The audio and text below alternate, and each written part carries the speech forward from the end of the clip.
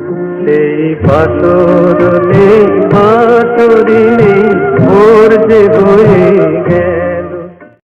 শরদিন্দু বন্দ্যোপাধ্যায় বাংলা সাহিত্য জগতের এক উজ্জ্বল নক্ষত্র।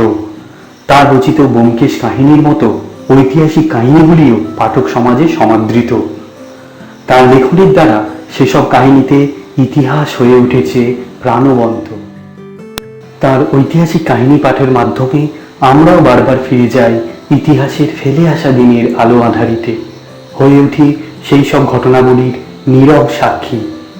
আমাদের আজকের নিবেদন শঙ্খ কঙ্কণ। এই গল্পটি দুটি পর্বে পাঠ করা হয়েছে।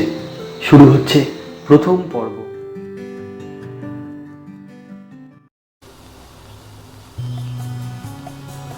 দিল্লি দখল করিবার পর মুসলমান সুলতানেরা দীর্ঘকাল দাক্ষিণাত্যের দিকে দৃষ্টিক্ষেপ করেন নাই। বিন্ধ্য গিরিমালা এবং নর্মদা নদী যেন প্রাকার পরীক্ষা রচনা করিয়া তাহাদের নিরস্ত করিয়াছিল। প্রথম প্রাকার পরীক্ষা লঙ্ঘন করিলেন আলাউদ্দিন খিলজি।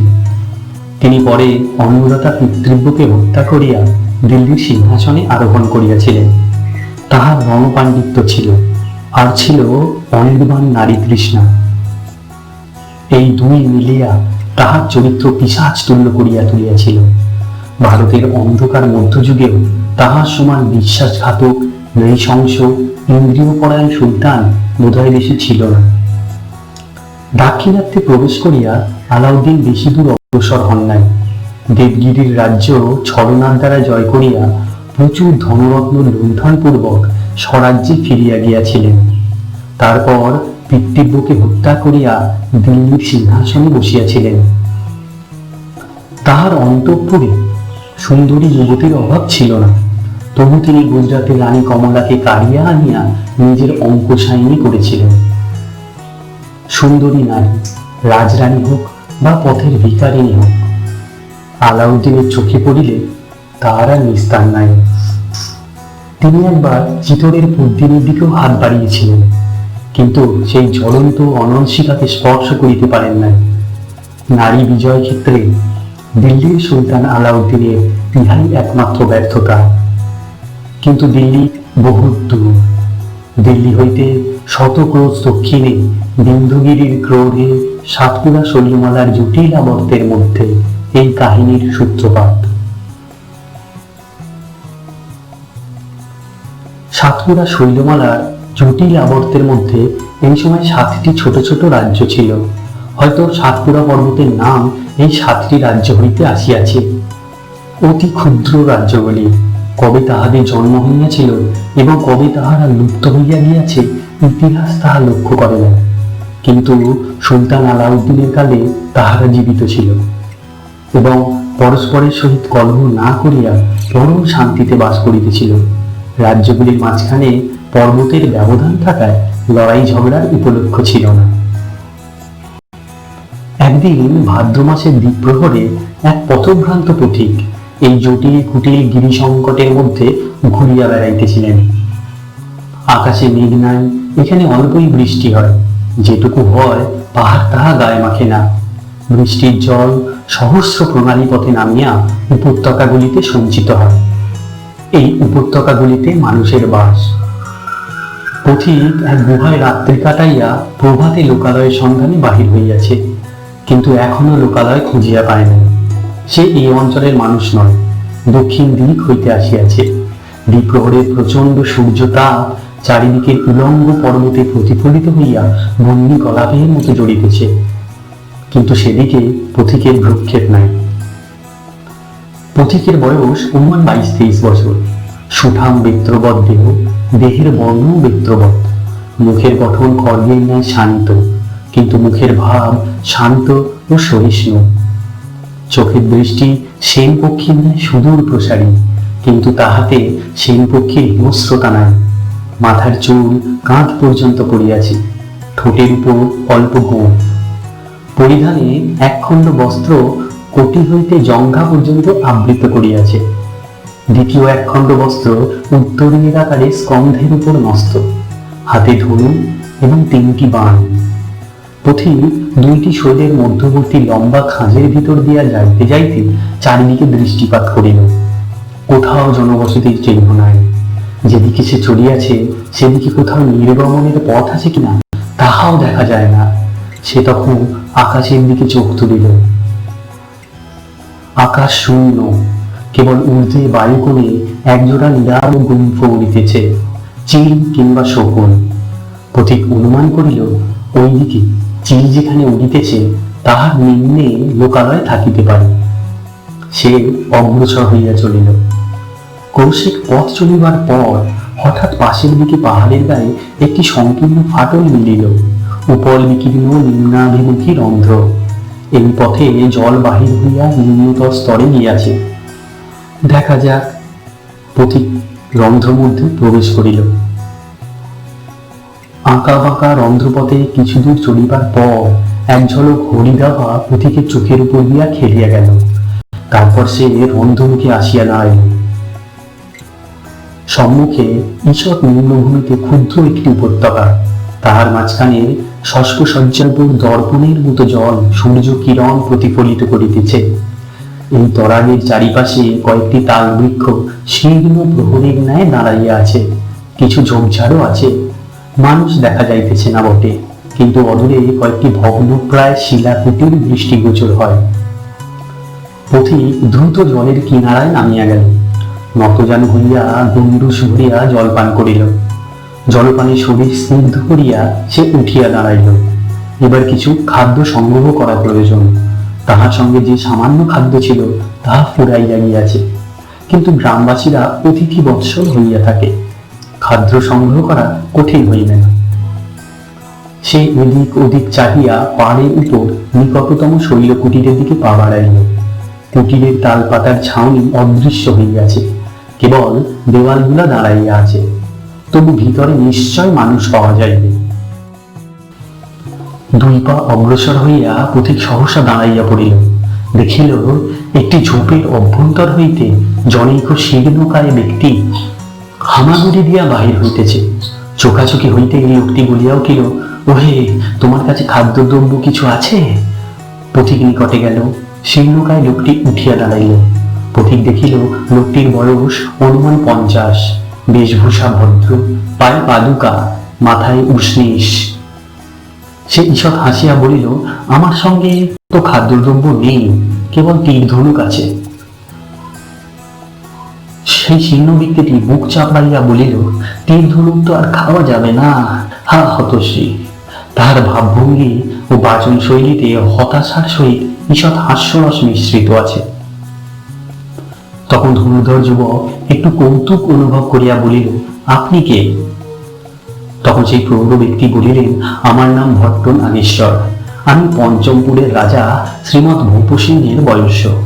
রাজা আমাকে গোপনীয় দূতকার্যে সপ্তমপুরে পাঠিয়েছিলেন। একাই গিয়েছিলাম।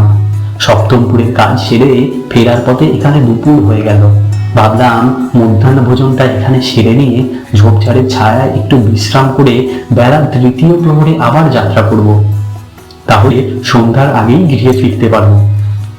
জলের ধারে গিয়ে খাবারের পুটুলি খুলে বসেছি। মাত্র এক গ্রাস মুখে দিয়েছি, এমন সময় হা হতশ্রী কোথাকার এক লেচ্ছপুত্র চিল ছোঁ মেরে খাবারের পুটুলি নিয়ে উড়ে গেল। সেই থেকে ঝোপের ছায়ায় বসে আছি, ক্ষুধায় পেট জ্বলে যাচ্ছে। যুবক বলিল, কিন্তু গ্রামে লোক আছে, তাদের কাছে খাদ্য সংগ্রহ করা কি সম্ভব নয়? ভট্ট নাগেশ্বর চক্ষু কপালে তুলিয়া বলিলেন, গ্রাম? গ্রাম কোথায়? হা হতশ্রী, বহু বছর আগে গ্রাম ছিল বটে, কিন্তু ম্লেচ্ছপুত্র আলাউদ্দিন সব শেষ করে দিয়ে গিয়েছে। এখানে আর মানুষের বাস নেই। আলাউদ্দিনের নাম শুনিয়া যুবক একটু চকিত হইল। নামটা তাহার অপরিচিত নয়। সে বলিল, ম্লেচ্ছপুত্র আলাউদ্দিন? নাগেশ্বর বলিলেন, নাম শোনোনি? দিল্লির ম্লেচ্ছ রাজা। 17 বছর আগে সে এই পথে দাক্ষিণাত্যে অভিযান করেছিল। তার সেনাবাহিনীর পথে যেসব নগর জনপদ করেছিল সব শূন্য হয়ে গিয়েছে। পঞ্চমপুরেও এই মহাপিশুন পদার্পণ করেছিল। কিন্তু যাক, শূন্য উদরে ভেচ্ছ প্রসঙ্গ ভালো লাগে না। এসো, ঝোপের ছায়ায় বসা যাক। যুবক বলিল, কিন্তু খাদ্যদ্রব্যের কি হবে? নাগেশ্বর বলিলেন, কি আর হবে, আপাতত পেটে মুষ্টাঘাত করে ক্ষুধা নিবারণ করা ছাড়া গতি নেই। এখন তোমার পরিচয় দাও, কে তুমি, কোথায় যাচ্ছ? প্রশ্নের উত্তর না দিয়া যুবক ঊর্ধ্বে দৃষ্টি নিক্ষেপ করিল। একটি তাল গাছের শীর্ষে কিছুক্ষণ চক্ষু নিবদ্ধ রাখিয়া বলিল, তাল পেকেছে মনে হচ্ছে। নাগেশ্বর বলিলেন, তা পেকেছে, আমি দেখেছি, কিন্তু তাল পাকলে আমার কি? আমি তাল গাছে চড়তে জানি না, তাল গাছও আমার প্রতি কৃপা পরবশ হয়ে ফল বিসর্জন দেবে না। আমি সবগুলা তাল গাছের গোড়া খুঁজে দেখেছি, একটিও তাল নেই। যুবক তাল গাছের নিকটে গিয়া পর্যবেক্ষণ করিতে করিতে বলিল, তাল গাছের ডগা 60 হাতের বেশি হবে না, তাল পাড়া যেতে পারে। নাগেশ্বর উত্তেজিত হইয়া উঠিলেন, পাড়া যেতে পারে? বলো কি, তুমি তাল গাছে উঠতে পারো নাকি? যুবক বলিল, না, তীর ধনুক দিয়ে তাল পারব। যুবক একটি তীর বাছিয়া লইয়া বাকি 2টা তীর মাটিতে রাখিল। ধনুতে স্বর যোজনা করিতে সাবধানে লক্ষ্য স্থির করিল। আকর্ণ ধনুর গুণ টানিয়া ঊর্ধ্ব দিকে তীর ছাড়িয়া দিল। টঙ্কার শব্দে তীর ছুটিয়া গেল। মুহূর্ত মধ্যে তীরবিদ্ধ পাকা তাল ধপ করিয়া মাটিতে পড়িল। নাগেশ্বর ছুটিয়া গিয়া বৃহৎ তালটিকে কোলে তুলিয়া লইলেন। উচ্ছ্বসিত কণ্ঠে বলিলেন, চমৎকার, তুমি দেখছি অর্জুনের যে বড় ধনুর্ধর।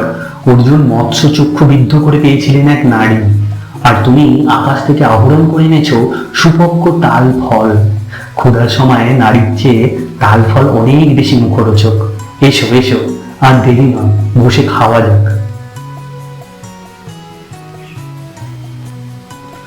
দুইজনে এক গুল্মের ছায়াতলে গিয়া বসিলেন। তাল হইতে স্বর বাহির করিয়া তালটি ভাগাভাগি করা হইল। উভয়ে আহার আরম্ভ করিলেন। পেট কতচিৎ ঠান্ডা হইলে নাগেশ্বর বলিলেন, তোমার পরিচয় তো বললে না?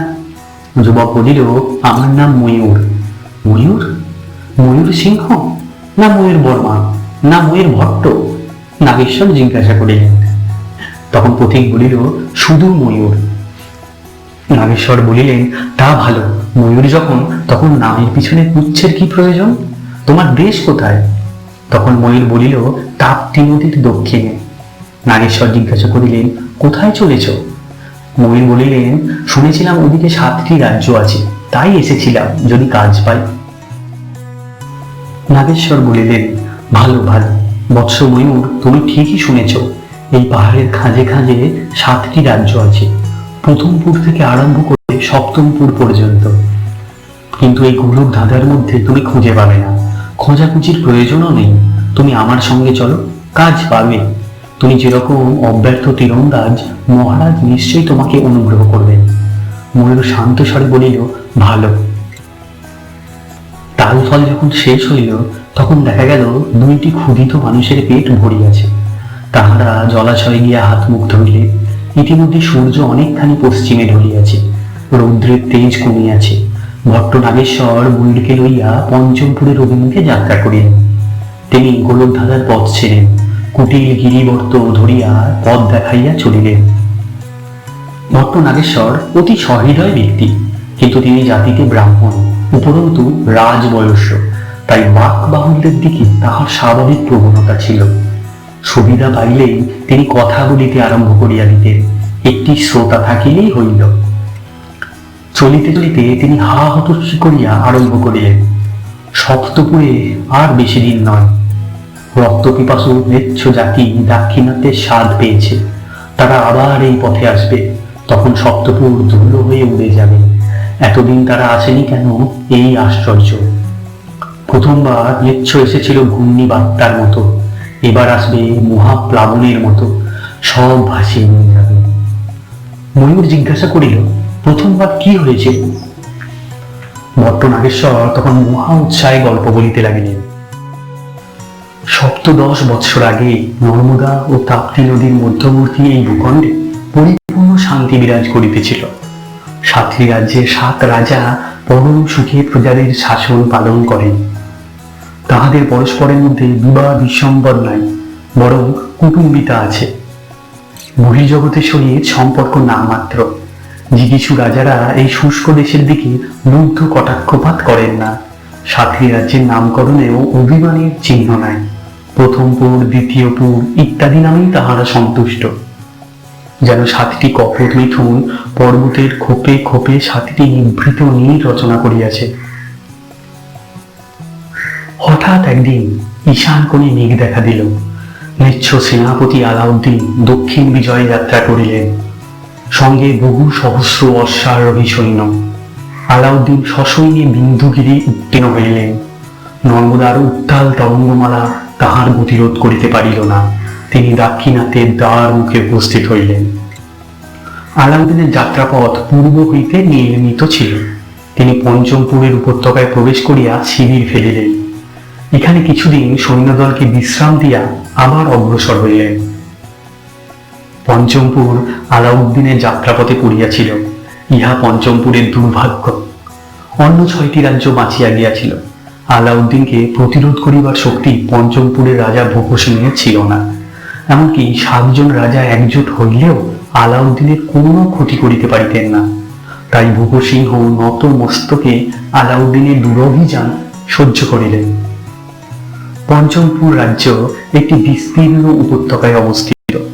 উপত্যকার মাঝখান দিয়া ক্ষুদ্র নদী বহিয়া গিয়াছে।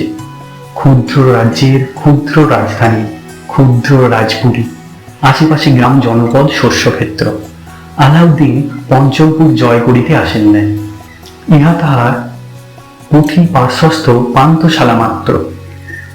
ভূপসিংহ নিরুপায়ভাবে দিন গণিতে লাগিলেন। কতদিনে আপদ দূর হইবে। ম্লেচ্ছ সৈন্যদল অবাধে গৃহলুণ্ঠন করিল, নারী ধর্ষণ করিল, অকথ্য অত্যাচার করিতে লাগিল। এদেশের লোক পূর্বে কখনো ম্লেচ্ছ দেখেন নাই। তাহারা হতবুদ্ধি হইয়া চাহিয়া রহিল। মানুষ যে এমন হইতে পারে তাহা তাহাদের ধারণার অতীত। তারপর একদিন আলাউদ্দিনের শিবিরে ভূপ সিংহের তলব হইল। না যাইলে গলায় দড়ি দিয়া টানিয়া লইয়া যাইবে। ভূপ সিংহ ম্লেচ্ছের দরবারে গেলেন। আলাউদ্দিন বলিলেন, তিনি জানিতে পারিয়াছেন রাজার একটি সুন্দরী কন্যা আছে। সেই কন্যাকে সেনাপতির কাছে সওগাত পাঠাইতে হইবে। বক্ষে তুষানল জ্বালিয়া রাজা ফিরিয়া আসিলেন। রাজ্যের মন্ত্রী ছিলেন প্রবীণ ও বিচক্ষণ ব্যক্তি। তাহার সহিত পরামর্শ করিয়া রাজা এক চাতুরী অবলম্বন করিলেন। রাজপুরীতে সীমন্তিনী নামে এক নবযৌবনা রূপসী দাসী ছিল। তাহাকে রাজকন্যা সাজাইয়া দোলায় তুলিয়া শিবিরে পাঠাইয়া দিলেন। আসল রাজকন্যাকে পুরীর এক অন্ধকার প্রকোষ্ঠে লুকাইয়া রাখা হইল। কিন্তু আলাউদ্দিনের চক্ষে ধুলি নিক্ষেপ করা সহজ নয়।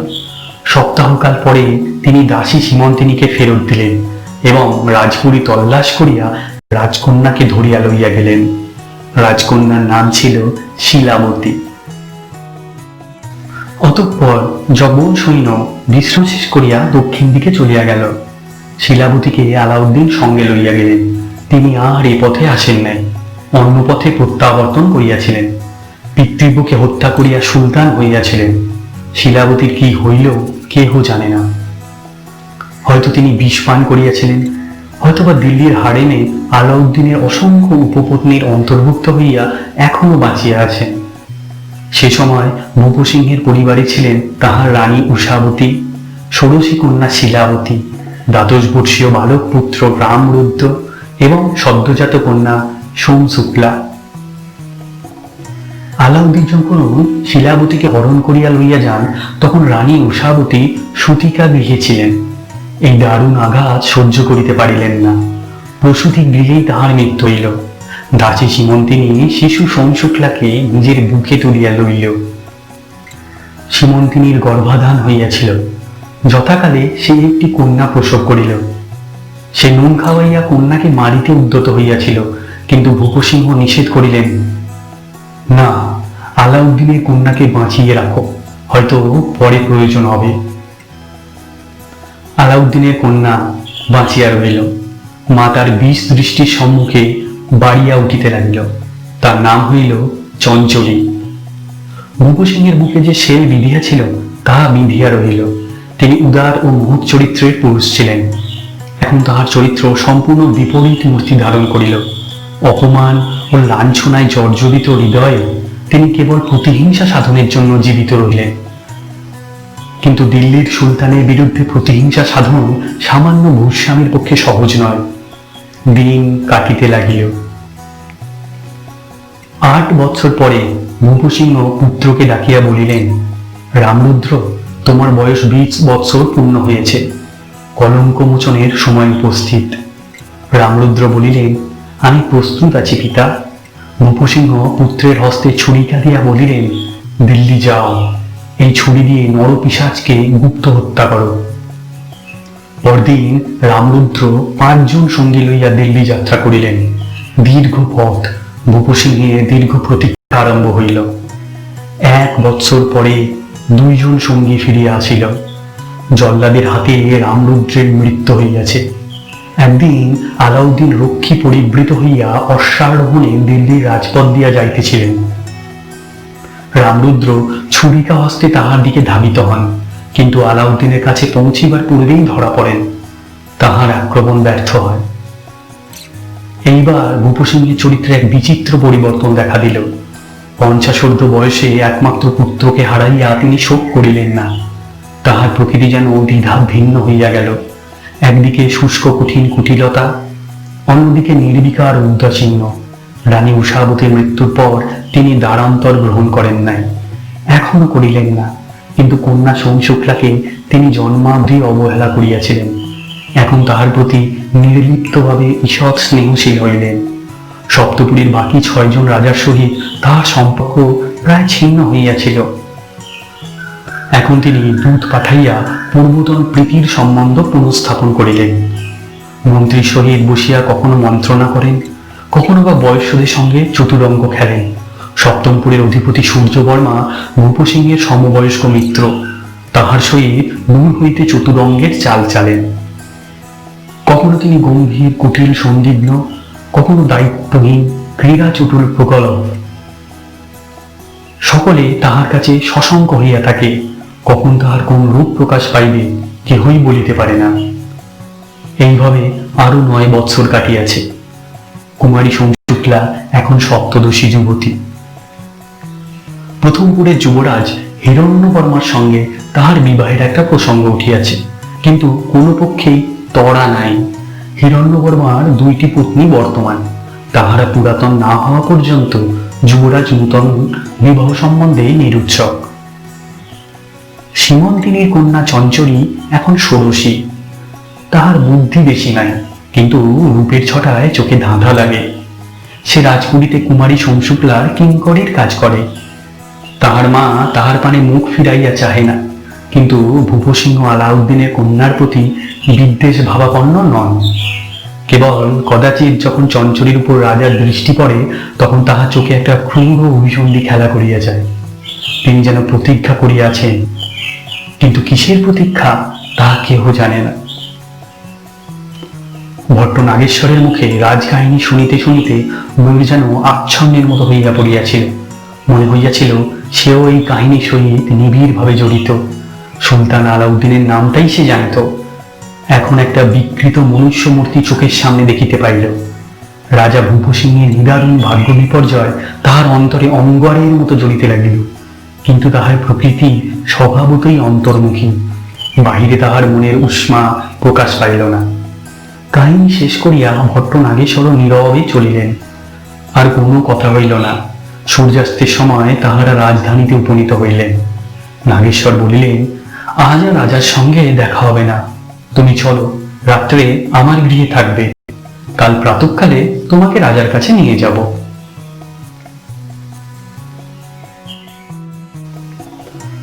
ভট্ট নাগেশ্বরের গৃহ ক্ষুদ্র, কিন্তু পাষাণ নির্মিত। মাত্র 2টি ঘর, তৈজসপত্র বেশি নাই। ব্রাহ্মণ অকৃতদার, গৃহ গৃহিণীহীন। নিজেই গৃহকর্ম করেন, নিজেই রন্ধন করেন। তাহার গৃহদ্বার সর্বদাই খোলা থাকে। দেশে চোর বেশি নাই, যাহারা আছে তাহারা নাগেশ্বরের শূন্য গৃহে চুরি করিতে আসে না। হস্তমুখ প্রক্ষালনের পর নাগেশ্বর রন্ধন কার্যে লাগিয়া গেলেন। সঙ্গে সঙ্গে তাহার বাক্যস্রোত আবার প্রবাহিত হইল। তিনি রাজ্য ও রাজপুরীর বহু কৌতুককর ঘটনা বিবৃত করিলেন। ময়ূর তাহার বিবৃতি হইতে অনেক কথা জানিতে পারিল। নৈশাহার সমাধা হইলে নাগেশ্বর ঘরের কোণ হইতে গোল করা শয্যা আনিয়া দুই ভাগ করিয়া মাটিতে পাতিলেন। তারপর প্রদীপ নিভাইয়া শয়ন করিলেন। উভয়েই ক্লান্ত ছিলেন, অবিলম্বে ঘুমাইয়া পড়িলেন। পরদিন প্রভাতে নাগেশ্বর ময়ূরকে লইয়া রাজভবনে উপনীত হইলেন। প্রতিহার ময়ূরের হাতে ধনুর্বাণ দেখিয়া ভ্রু তুলিল, কিন্তু রাজবয়স্যের সঙ্গীকে বাধা দিল না, হাস্যমুখে পথ ছাড়িয়া দিল। প্রাসাদে একটি নিভৃত কক্ষে ভূপসিংহ মসৃণ পাষাণ কুট্টিমের ওপর একাকী বসিয়া আছেন। তাহার সম্মুখে পাষাণে খোদিত চতুরঙ্গ খেলার চতুষ্কোণের ছক পাতা রইয়াছে। বলগুলির বিন্যাস দেখিয়া মনে হয় খেলা অনেক দূর অগ্রসর হইয়াছে, কিন্তু খেলার প্রতিপক্ষ উপস্থিত নাই।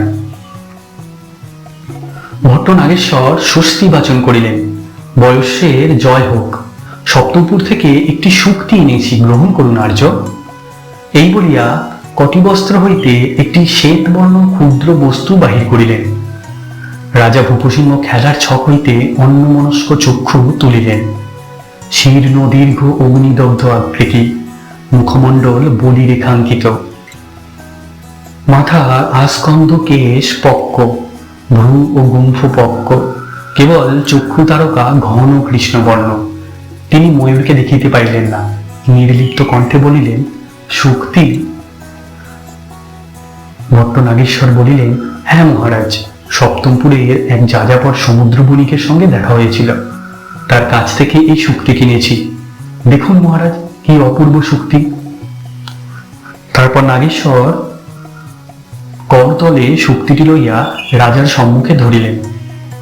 ভূপসিংহ নির্লিপ্তভাবে শুক্তি তুলিয়া লইলেন, নাড়িয়া চাড়িয়া বলিলেন, একটি ক্ষুদ্র শঙ্খ, এর অপূর্বত্ব কোথায়?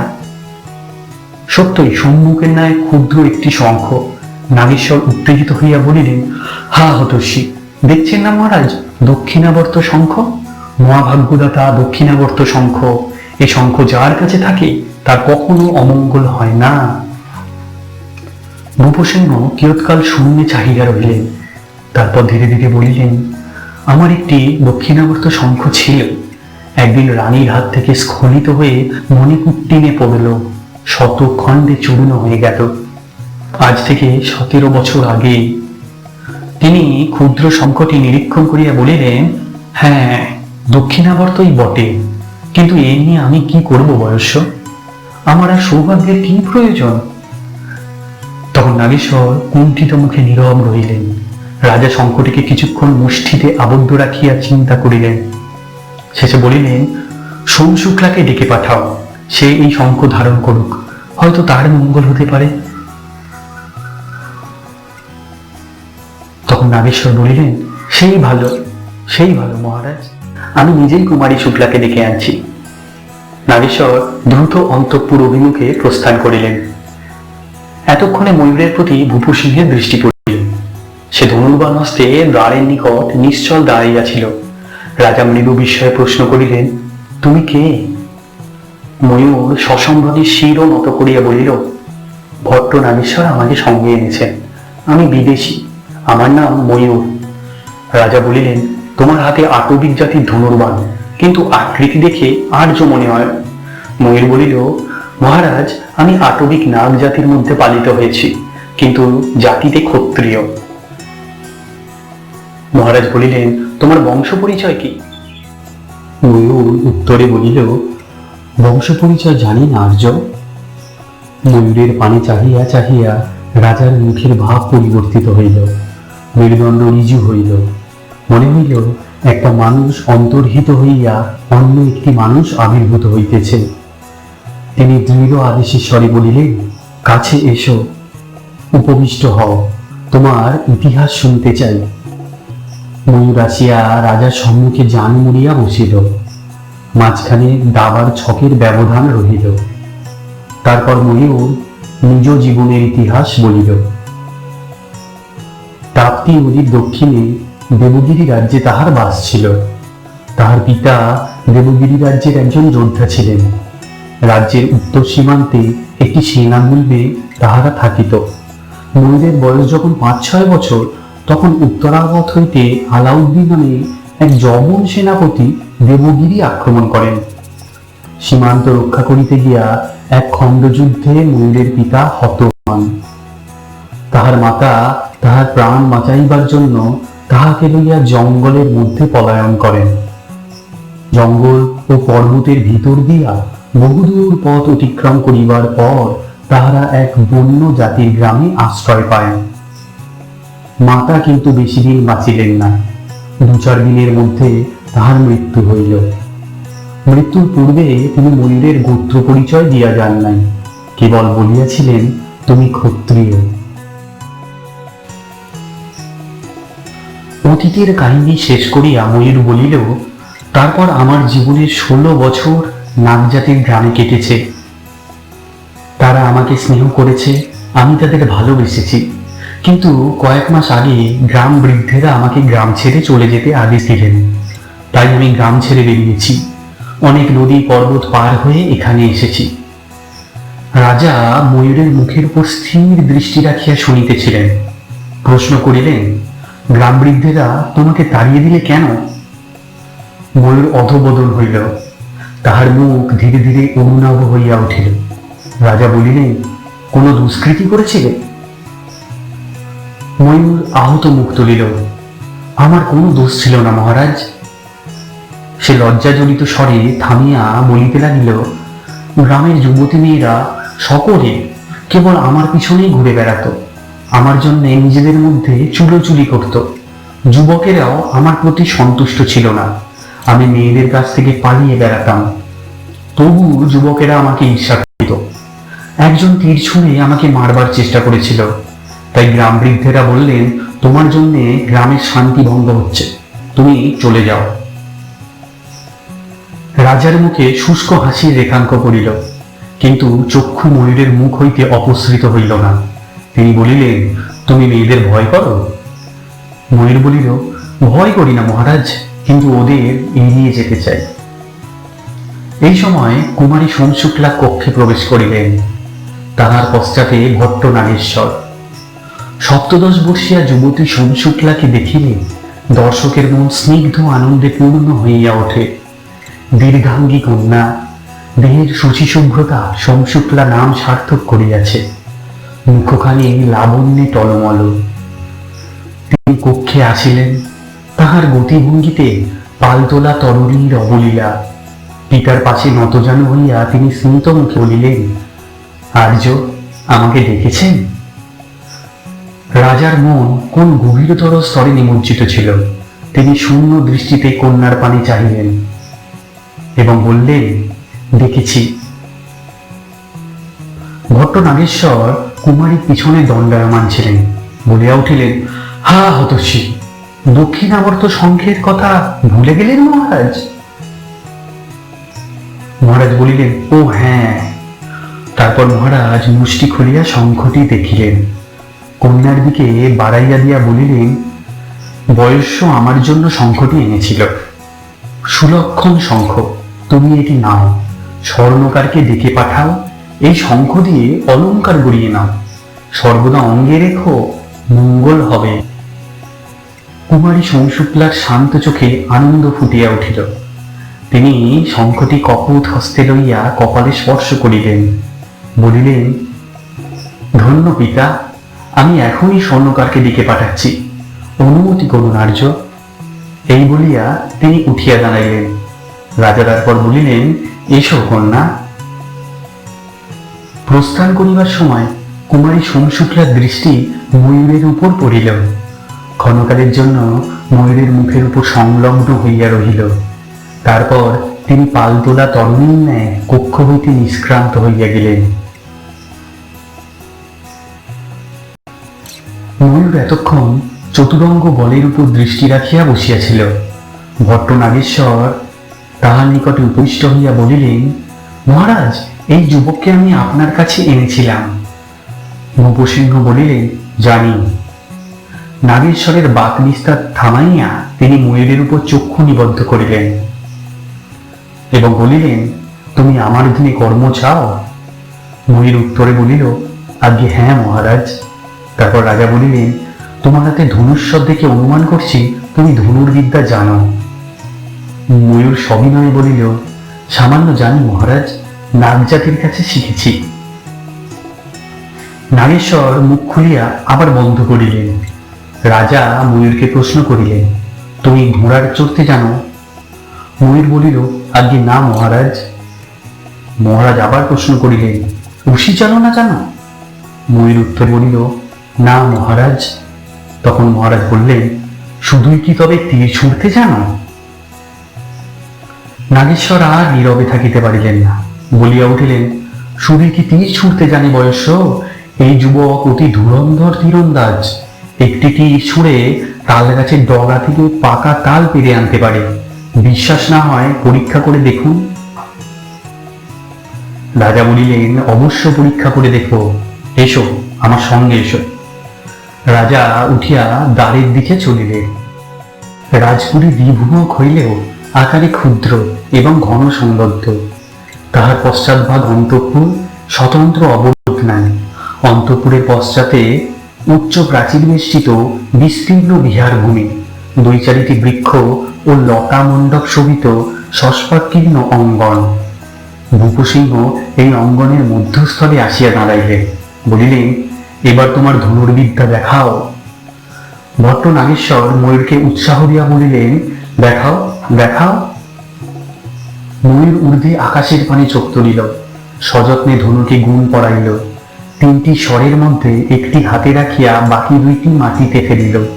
তারপর ধীরে ধীরে ধনুকে স্বর যোজন করিয়া ধনু ঊর্ধ্বে তুলিল। প্রাসাদের দ্বিতলে বাতায়ন সম্মুখে দাঁড়াইয়া কুমারী সোমশুক্লা চম্পাকলির ন্যায় ক্ষুদ্র শঙ্খটি দেখিতেছিলেন। পাশের অন্য একটি বাতায়নে চঞ্চরী বাহিরের দিকে মুখ বাড়াইয়া চাহিয়াছিল। সে হঠাৎ করস্বরে বলিয়া উঠিল, দেখো দেখো রাজকুমারী, অঙ্গনে কি হচ্ছে। সোমশুক্লা চকিতে চক্ষু তুলিলেন। প্রাঙ্গণের মাঝখানে দাঁড়াইয়া সেই যুবক, যাহাকে তিনি ক্ষণকের জন্য পিতার সম্মুখে দেখিয়াছিলেন। যুবক ঊর্ধ্ব দিকে ধনু তুলিয়া গুণ আকর্ষণ করিল। ধনু হইতে বাণ ছুটিয়া গেল, আকাশের ঊর্ধ্বলোকে উঠিয়া প্রায় অদৃশ্য হইয়া গেল। ইতিমধ্যে যুবক ক্ষিপ্র হস্তে মাটি হইতে অন্য একটি বাণ তুলিয়া ধনুতে জড়িয়াছে। প্রথম বাণটি বেগ নিঃশেষিত হইলে পাক খাইয়া নিচে নামিতে আরম্ভ করিল।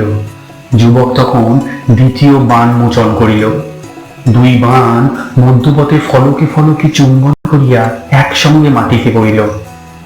ভট্ট নাগেশ্বর দুই বাহু আস্ফালন করিয়া হর্ষোৎফুল্ল কণ্ঠে বলিলেন, সাধু সাধু। রাজা কিছু বলিলেন না, কিন্তু তাহার কুঞ্চিত চক্ষে গোপন অভিসন্ধি ক্ষণেকের জন্য ফুটিয়া উঠিল। তিনি হস্তের ইঙ্গিতে ময়ূরকে ডাকিয়া পুরীর দিকে ফিরিয়া চলিলেন। নাগেশ্বর উচ্ছ্বসিত স্বরে অদ্ভুত অদ্ভুত বলিতে বলিতে তাহার অনুগামী হইলেন। দ্বিতলের বাতায়নে চঞ্চলী ছুটিয়া গিয়া সোমশুক্লার নিকটে দাঁড়াইল। তাহার অঞ্চল টানিয়া দীপ্ত চক্ষে বলিল, রাজকুমারী, কি সুন্দর যুবা পুরুষ। রাজকুমারীও চমৎকৃত হইয়াছিলেন, উৎফুল্ল মুখে বলিলেন, অপূর্ব স্বর সন্ধান। বিনবলা চঞ্চলী তাহার হস্ত আকর্ষণ করিয়া বলিল, ও কে রাজকুমারী? সোমশুক্লা চঞ্চলীর মুখে উত্তপ্ত অভিপ্সা দেখিলেন। চঞ্চলী বন্দি শিখার মতো রূপ যেন আরো তীব্র সুন্দর দেখাইতেছে। তিনি অন্যদিকে মুখ ফিরাইয়া নীরস কণ্ঠে বলিলেন, জানি না। এই সময় সীমন্তিনী প্রবেশ করিল। সীমন্তিনীর বয়স এখন 35 বছর। শীর্ণ তপকৃশ আকৃতি, মুখের উপর দূর অপনেয় তিক্ততা স্থায়ী আসন পাতিয়াছে। তবু তাহার মুখাবয়ব হইতে বিগত লাবণ্যের চিহ্ন সম্পূর্ণ লুপ্ত হইয়া যায় নাই। চঞ্চলীকে সোমশুক্লার হাত ধরিয়া দাঁড়াইয়া থাকিতে দেখিয়া সীমন্তিনীর দুই চক্ষু প্রজ্বলিত হইয়া উঠিল। সে কাছে আসিয়া কঠিন স্বরে কন্যাকে বলিল, চঞ্চলী, কুমারীর অঙ্গ স্পর্শ করেছিস কোন স্পর্ধায়? যা, চলে যা এখান থেকে। চঞ্চলী মাতাকে জমির মতো ভয় করিত। সে কুমারীর হাত ছাড়িয়া দিয়া ছুটিয়া পলাইল। সীমন্তিনী তখন শান্ত স্বরে বলিল, নন্দিনী, স্বর্ণকার এসেছে, নিচে অপেক্ষা করছে। সীমন্তিনী কুমারীকে নন্দিনী বলিয়া ডাকে। সে তাহার ধাত্রী মাতা। সোমশুক্লা তাহাকে জিজি বলেন, শৈশবকালের আদরের ডাক। সোমশুক্লা বলিলেন, তুমিও আমার সঙ্গে এসো জিজি। সীমন্তিনীর তিক্ত মুখ ক্ষণিকের জন্য কোমল হইল। দুইজনে নিচে নামিয়া গেলেন। নারী চরিত্রের জটিলতা কে উন্মোচন করিবে? সীমন্তিনীর জীবনে যে মহা দুর্যোগ আসিয়াছিল, তাহার জন্য রাজা ভূপসিংহের দায়িত্ব কম নয়। অথচ রাজার কন্যাকে সে নিজের কন্যা বলিয়া বুকে টানিয়া লইয়াছে। নিজের গর্ভজাতা কন্যাকে সহ্য করিতে পারে না। রাজা ফিরিয়া গিয়া নিভৃত কক্ষে বসিয়াছিলেন। ময়ূর ও নাগেশ্বরকে উপবেশন করিতে বলিলেন। সকলে উপবিষ্ট হইলে রাজা ময়ূরকে বলিলেন, তোমাকে আমি কর্ম দেব, তুমি রাজভবনে অন্যান্য পরিচরের ন্যায় থাকিবে। তোমাকে অশ্বারোহণ শিখতে হবে, অসিবিদ্যা শিখতে হবে। ময়ূর বলিল, শিখব মহারাজ, আমাকে কোন কর্ম করতে হবে? রাজা বলিলেন, এখন তোমার কোনো কর্ম নেই, যখন সময় হবে আমি তোমার কর্ম নির্দেশ করব।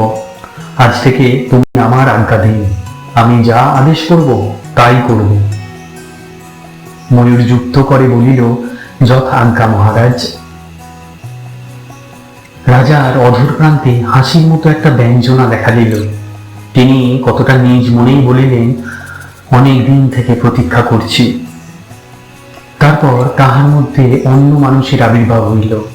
তিনি নাগেশ্বরের দিকে কটাক্ষপাত করিয়া বলিলেন, তোমার দ্রুতকর্মের কি হলো? নাগেশ্বর বলিলেন, দ্রুতকর্ম সম্পন্ন হয়েছে বয়স্য। মহারাজ সূর্যবর্মাকে আপনার বলক্ষে জানিয়েছি। রাজা বলিলেন, কি জানিয়েছ আমার কাছে পুনরাবৃত্তি করো, তোমাকে বিশ্বাস নেই। আগের বার তুমি ভুল বলক্ষেপ জানিয়ে অনর্থ ঘটিয়েছিলে। নাগেশ্বর ললাটে করাঘাত করিয়া বলিলেন, হা হতোষী, একবার ভুল করেছি বলে কি বারবার ভুল করব? আমি তাকে জানিয়েছি যে আপনি বাম দিকের নৌবলকে সম্মুখের তৃতীয় কোষ্ঠে সঞ্চারিত করেছেন। ঠিক বলেছি কি না? রাজা সম্মুখে চতুরঙ্গের ছকের দিকে দৃষ্টি নমিত করলেন।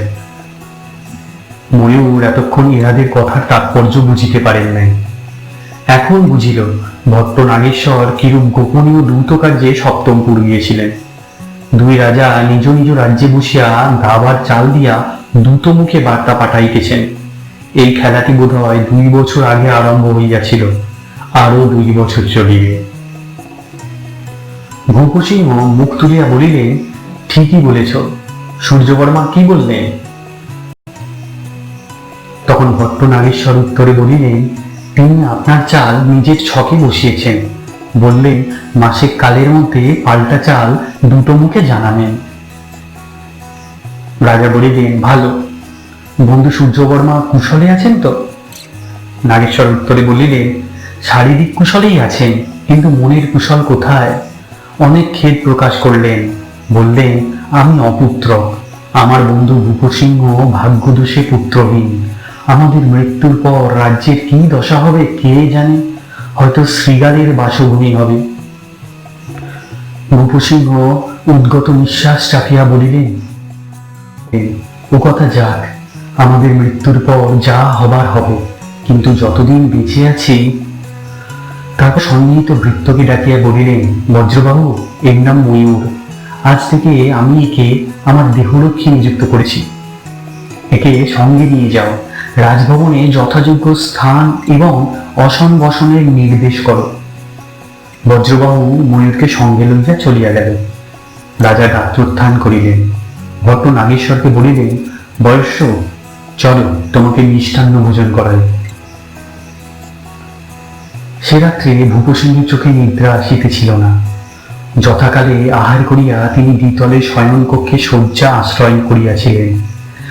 ভৃত্য বজ্রবাহু পদ সংবাহন করিয়া দিয়াছিল।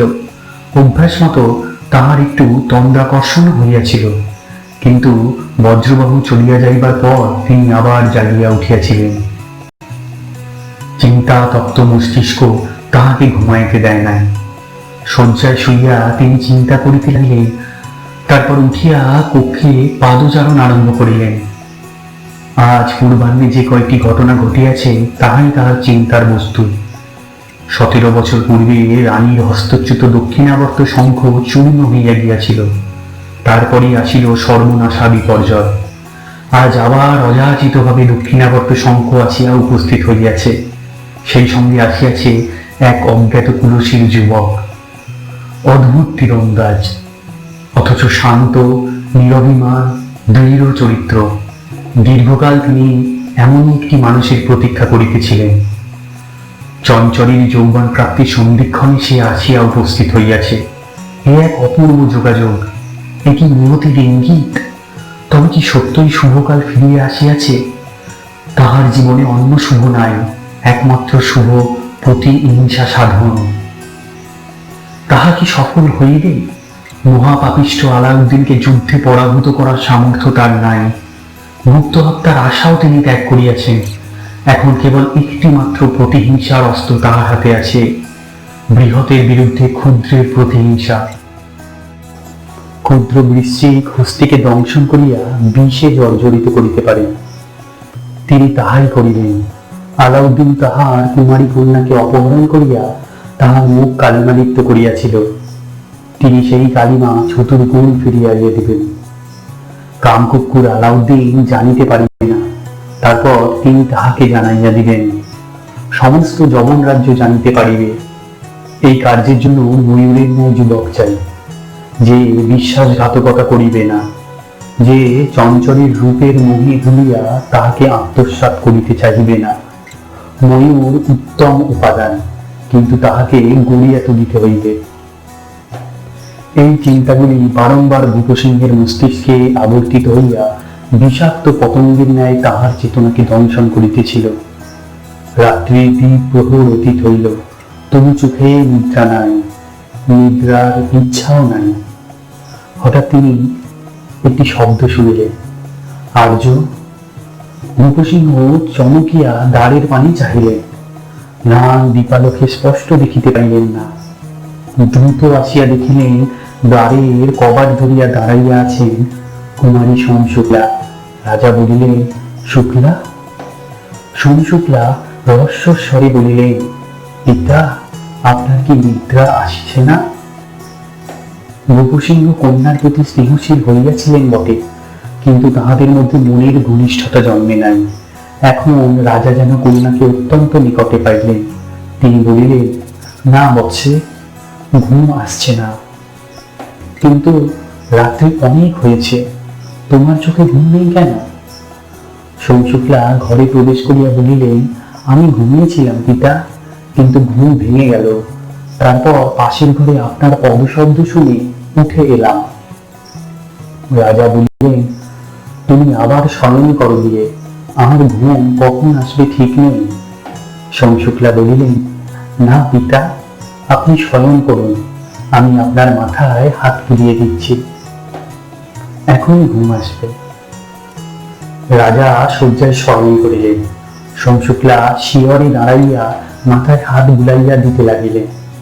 অপরিসীম প্রশান্তিতে রাজার দেহ মন ভরিয়া উঠিল, তিনি ঘুমাইয়া পড়িলেন। রাজভবনে ময়ূরের প্রথম রাত্রিটা সুখ নিদ্রায় কাটিল। যে ঘরটি তাহার জন্য নির্দিষ্ট হইয়াছিল তাহা রাজভবনের নিম্নতলে পশ্চাৎ দিকের এক কোণে, অঙ্গনের দিকে তাহার দ্বার। রাজভবনে প্রবেশ না করিয়াও ঘরে প্রবেশ করা যায়। ঘরের মধ্যে একটি খট্টাঙ্গ পাতা হইয়াছে, তদুপরি নবশয্যা, নূতন বস্ত্রাদিও উপস্থিত।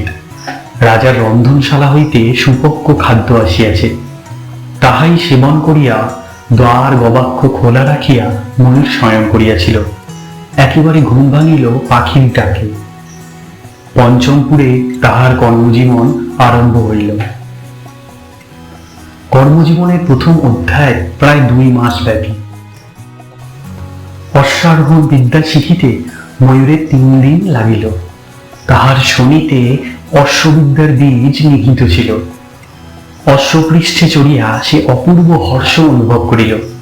রাজভবনের পশ্চাৎভাগে বিহার ভূমির প্রাচীরের পাশ দিয়া অশ্ব ছুটাইয়া দিয়া সে দেখিতে পাইত কুমারী সোমশুক্লা দ্বিতলের বাতায়ন হইতে তাহাকে লক্ষ্য করিতেছেন। আনন্দের আতিশয্যে সে এক হাত তুলিয়া হাসিত, দেখিতে পাইত কুমারীর সুন্দর মুখেও স্নিগ্ধ হাসি ফুটিয়াছে। অশ্ববিদ্যা সম্পূর্ণ আয়ত্ত করিবার পরও ময়ূর রাজ মন্দুরা হইতে প্রত্যহ নূতন অশ্ব লইয়া অভ্যাস করিত। একদিন সায়াহ্নে বিহার ভূমির এক প্রান্তে রাজকন্যার সহিত তাহার দেখা হইয়া গেল। বিহার ভূমিতে একজোড়া ক্ষুদ্রাকৃতি হরিণ ও কয়েকটি শশক ছিল। কুমারী মাঝে মাঝে আসিয়া তাহাদের খাইতে দিতেন। কুমারীকে বিহার ভূমিতে দেখিলেই তাহারা ছুটিয়া আসিয়া ঘিরিয়া দাঁড়াইত। সেদিনও তাহারা কুমারীকে ঘিরিয়া দাঁড়াইয়াছিল। কুমারী চারিদিকে শস্য ছড়াইয়া দিতেছিলেন, তাহারা কাড়াকাড়ি করিয়া খাইতেছিল। সহসা অদূরে অশ্বের দরবড় শব্দ শুনিয়া তাহারা ভয় পাইয়া পলায়ন করিল। ময়ূর লতাবিতানের অন্তরালে সোমশুক্লাকে দেখিতে পায় নাই। দেখিতে পাইয়া তড়িতে অশ্ব থামাইয়া তাহার কাছে আসিল, জোর হস্তে বলিল, রাজনন্দিনী, আমাকে ক্ষমা করুন। সোমশুক্লা একটু হাসিলেন। সুচিস্মিত মুখের উপর একটু অরুণ আবহাওয়া দেখা দিল। তিনি বলিলেন, ওরা বনের প্রাণী, বড় ভীরু, আপনি বিব্রত হবেন না, ওরা এখনই ফিরে আসবে। ময়ূর লক্ষ্য করিল রাজকুমারী তাহাকে সমকক্ষের ন্যায় সম্বোধন করিলেন, ভৃত্য পরিজনের মতো নয়। তাহার আর কিছু বলিবার ছিল না, তবু সে একটু ইতস্তত করিল। তাহাকে দ্বিধাগ্রস্ত দেখিয়া সোমশুক্লা বলিলেন, আপনি তো অশ্ববিদ্যা শীঘ্র অধিগত করেছেন। ময়ূর একটু লজ্জিত হইয়া পড়িল, বলিল, কি জানি, সত্যই কি শীঘ্র? আমার ধারণা ছিল সকলেই অতি সহজে ঘোড়ায় চড়া শিখতে পারে। রাজকুমারী শুধু হাসিলেন, তারপর অন্য কথা বলিলেন, আপনার অসি শিক্ষা কত দূর? ময়ূর অবাক হইয়া চাহিল। রাজকুমারী তাহার সব খবর রাখেন। একটু অপ্রতিভ হইয়া বলিল, অসি শিক্ষা এখনো চলছে। অস্ত্রগুরু বলেছেন আরো 2-3 সপ্তাহ লাগবে। ইতিমধ্যে হরিণ মিথুন আবার গুটি গুটি কুমারীর দিকে অগ্রসর হইতেছিল। তাই দেখিয়া ময়ূর আর সেখানে দাঁড়াইল না, ঘোড়ার রাজ ধরিয়া মন্দুরার দিকে চলিয়া গেল। তারপর আরো কয়েকবার রাজকুমারীর সহিত দেখা হইল। 2-4টি সামান্য বাক্যালাপ হইল। একদিন সে দেখিল কুমারীর মণিবদ্ধে একটি নূতন কঙ্কন শোভা পাইতেছে। চম্পাকলির ন্যায় সুন্দর ক্ষুদ্র শঙ্খটি এই কঙ্কনের মধ্যমণি। ময়ূর উৎসুক নেত্রে সেই দিকে চাইল। কুমারী বলিলেন, শঙ্খটি আপনার চেনা, আপনার সামনেই পিতা এটি আমাকে দিয়েছিলেন। অলংকার কেমন হয়েছে? এই বলিয়া তিনি মৃণাল বাহু তুলিয়া দেখাইলেন। ময়ূর বলিলেন, ভালো। উচ্ছ্বসিত কণ্ঠে আরো অনেক কথা বলিতে চাহিল, কিন্তু তাহার মুখ দিয়া বাক্য সরিল না। রাজকুমারী মৃদু হাসিলেন। এদিকে দিন কাটিতেছে। অশ্বারোহণ ও অসিবিদ্যা অভ্যাস করা ছাড়াও ময়ূর রাজার কাছে যাতায়াত করে। রাজা যে কক্ষে থাকেন সেই কক্ষদ্বারে ধনুর্বাণ হস্তে দাঁড়াইয়া থাকে। রাজা মাঝে মাঝে তাহার প্রতি দীর্ঘ দৃষ্টিপাত করেন, যেন চক্ষু দিয়া তাহার যোগ্যতার পরিমাপ করেন। ভট্ট নাগেশ্বরের সঙ্গেও প্রত্যহ দেখা হয়। ব্রাহ্মণ দুদণ্ড দাঁড়াইয়া তাহার সহিত বাক্যালাপ ও রঙ্গরসিকতা করেন। এই তো গেল দিনচর্যা। রাত্রিকালেও ময়ূরের পক্ষে কিছু ব্যাপার ঘটিতে আরম্ভ করিয়াছিল, তাহাকে উদ্বিগ্ন করিয়া তুলিয়াছিল। কিন্তু শঙ্কা ও সংকোচে সে কাহাকেও কিছু বলিতে পারিতেছিল না। রাত্রিকালে সে ঘরের দ্বার গবাক্ষ উন্মুক্ত করিয়া শয়ন করিত। আবদ্ধ ঘরে শয়ন করা তাহার অভ্যাস নাই। প্রথম কয়েক রাত্রি নির্বিঘ্নে কাটিয়াছিল। তারপর একদা গভীর রাত্রে তাহার ঘুম ভাঙিয়া গেল। সে দীপ নিভাইয়া শুইয়াছিল, সুতরাং ঘর অন্ধকার, কিন্তু ঘরের বাহিরে মুক্ত দ্বার পথে নক্ষত্রের আলোকবিদ্ধ তমিশ্রা ঈষৎ তরল। জাগিয়া উঠিয়া ময়ূর পঞ্চেন্দ্রিয় সজাগ করিয়া শুইয়া রইল। ঘরের অভ্যন্তরে অতি লঘু পদপাতের শব্দ আসিতেছে। সে সহসা উঠিয়া বসিয়া তীব্র স্বরে বলিল, কে? এই প্রশ্নের কোনো উত্তর আসিল না। কে যেন ভয় পাইয়া দ্রুত চরণে ঘর ছাড়িয়া পলায়ন করিল। ময়ূর ভাবিল হয়তো বিড়াল। তারপর সে অনুভব করিল ঘরের বাতাসে কেশ তৈলের মৃদু গন্ধ ভাসিয়া বেড়াইতেছে। সে বিস্মিত হইয়া ভাবিল স্ত্রীলোক তাহার ঘরে প্রবেশ করিয়াছিল, কে সে? রাজপুরীতে দাসী কিঙ্করই আছে, তাহাদের মধ্যে কেহ? কিন্তু কেন? সে রাত্রে ময়ূর অনেকক্ষণ জাগিয়া রহিল, কিন্তু আর কিছু ঘটিল না। কয়েকদিন কাটিয়া গেল। কৃষ্ণপক্ষ গিয়া শুক্লপক্ষে তিথি আসিল। একদিন ময়ূর দ্বার খুলিয়া ঘুমাইতেছিল, ধীরে ধীরে জাগিয়া উঠিল। চাঁদ তখনও অস্ত যায় নাই। ঘরের বাহিরে আবছায়া আলো। ময়ূর চক্ষু মেলিয়া অস্পষ্টভাবে দেখিল তাহার শিয়রে কেহ তাহার পানে চাহিয়া আছে। মুখ দেখা গেল না, কিন্তু কেশ তৈলের গন্ধ নাকে আসিল। ময়ূর গম্ভীর স্বরে কহিল, কে তুমি? শীতকালের ন্যায় নিঃশ্বাস টানার শব্দ হইল। তারপর ছায়ামূর্তি দ্বার দিয়া বাহির হইয়া গেল। পলকের জন্য একটা আকৃতির ছায়াচিত্র বাহিরের স্বল্পালোকে দেখা দিয়াই অন্তরিত হইল। আগে যদি বা সন্দেহ ছিল, এখন আর সন্দেহ রইল না। তাহার অদৃশ্য অভিসারিকা নারী বটে। ময়ূর শয্যা হইতে নামিল না, মাথায় হাত দিয়া বসিয়া চিন্তা করিতে লাগিল। নারীর হাত হইতে তাহার নিস্তার নাই। নারীর জন্য তাহাকে গ্রাম ছাড়িতে হইয়াছে, এখন কি রাজ আশ্রয় ছাড়িতে হইবে? কিন্তু কে এই নারী? রাজপুরীর দাসী কিঙ্করীদের সকলকে সে দেখিয়াছে। তাহাদের মধ্যে কয়েকটি নববয়স্কা যুবতী আছে, তাহারা তাহার পানে স্বাভিলাষ কটাক্ষ হানিয়াছে, কিন্তু সে দূরে সরিয়া গিয়া তাহাদের এড়াইয়া গিয়াছে। তাহাদের মধ্যে কেহ কি? কিন্তু যদি দাসী কিঙ্করী না হয়, যদি ময়ূর শিহরিয়া উঠিল, যদি রাজকুমারী হয়, এখন সে কি করিবে? রাজাকে বলিবে? কিন্তু তিনি যদি বিশ্বাস না করেন, ভট্ট নাগেশ্বরকে বলিবে? না, বাচাল ব্রাহ্মণ এই কথা সর্বত্র রাষ্ট্র করিবেন, তাহাতে সুফল অপেক্ষা কুফলে অধিক ফলিতে পারে। অনেক চিন্তা করিয়া ময়ূর স্থির করিল, অভিসারিণী যদি আবার আসে তাহাকে ধরিতে হইবে, তারপর অবস্থা বুঝিয়া কার্য করিতে হইবে। তৃতীয়বার অভিসারিকা আসিল আরো 4-5 দিন পরে। এবার ময়ূর প্রস্তুত ছিল। ঘুম ভাঙার সঙ্গে সঙ্গে সে এক লাফে উন্মুক্ত দ্বারের বাহিরে দাঁড়াইল। নারী হঠাৎ ভয় পাইয়া ঘরেতে ছুটিয়া বাহির হইয়া তাহার পাশ কাটাইয়া পলাইবার চেষ্টা করিল। ময়ূর তার হাত ধরিয়া ফেলিল। পুষ্টাঙ্গ চাঁদের আলোয় চিনিতে কষ্ট হইল না।